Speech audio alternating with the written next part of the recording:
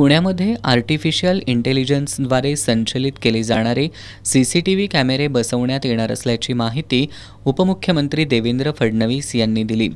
याबाबत विधान परिषदेत उपस्थित करण्यात आलेल्या लक्षवेधीवरील चर्चेदरम्यान आमदार सतेज पाटील यांनी पुण्यात आर्टिफिशियल इंटेलिजन्सद्वारे संचलित केले जाणारे सीसीटीव्ही बसवणं व्यवहार्य आहे का अशी विचारणा केली। तसंच सीसीटीव्ही फुटेजचा त्रयस्थ व्यक्तींमार्फत होणारा गैरवापर टाळण्यासाठी उपाययोजना आवश्यक असून सध्या उपलब्ध असणारी यंत्रणा आणि मनुष्यबळ पाहता अशा प्रकारे आर्टिफिशियल इंटेलिजन्सद्वारे लक्ष ठेवणं शक्य होईल का, त्याऐवजी कायद्यात बदल करून मोठी दंडात्मक कारवाई करता येईल का, या हिट अँड रन प्रकरणात उच्च न्यायालयात आरोपीला मंजूर झालेल्या जामीन विरोधात सरकार सर्वोच्च न्यायालयात दाद मागणार आहे का, असे प्रश्न आमदार सतेज पाटील यांनी उपस्थित केले। परंतु आता सन्माननीय उपमुख्यमंत्री महोदयांनी सांगितलं की आर्टिफिशियल इंटेलिजन्सद्वारे कॅमेरे लावले जातील, नवीन एक दुकान सुरू होईल साहेब। आता आर्टिफिशियल इंटेलिजन्सद्वारे हे सीसीटीव्ही फुटेज कसं मॉनिटर होणार आहे, या सगळ्या आस्थापना आज आपण पुण्यापुरता विचार करतोय, पुढे उद्या मुंबईत ही मागणी होईल, उद्या अनेक शहरांमध्ये मागणी होईल, याचं मॉनिटरिंग होणं शक्य होईल का ही माझ्या मनामध्ये साशंकता आहे।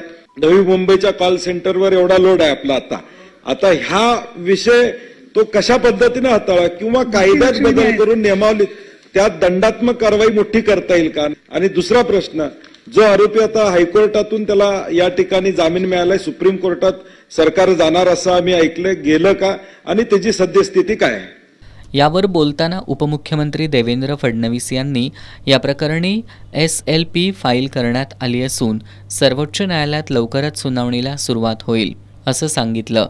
खासगी आस्थापनांमधील सीसीटीव्ही फुटेजचा गैरवापर टाळण्यासाठी निर्देश संबंधितांना देण्यात आले असून त्याची नियमावली बनवत आहोत। तसेच त्रयस्थ व्यक्तीस दिलेल्या सीसीटीव्ही फुटेजचा गैरवापर झाल्यास तो गोपनीयतेचा भंग समजण्यात येईल असं उत्तर उपमुख्यमंत्री देवेंद्र फडणवीस यांनी दिलं।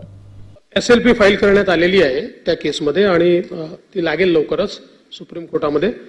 आणि आपण जो पहिला विषय म्हटला त्यात ऑलरेडी इन्स्टॉल्ड होणं चालू झालेलं आहे आर्टिफिशियल इंटेलिजन्स कॅमेरे मुरामध्ये। आपली जी मागच्या वेळेस चर्चा झाली होती ती चर्चा एवढीच होती की या कॅमेऱ्याचं फीड हे फक्त पोलिसांना घेता आलं पाहिजे। अलीकडच्या काळामध्ये प्रायव्हेट लोक घेऊन मग त्याचा जो गैरउपयोग करतात तो करण्यात येऊ नये, तर त्या संदर्भात निर्देश आपण तेव्हाच दिले, त्याची काही नियमावली आपण तयार करतो आहोत।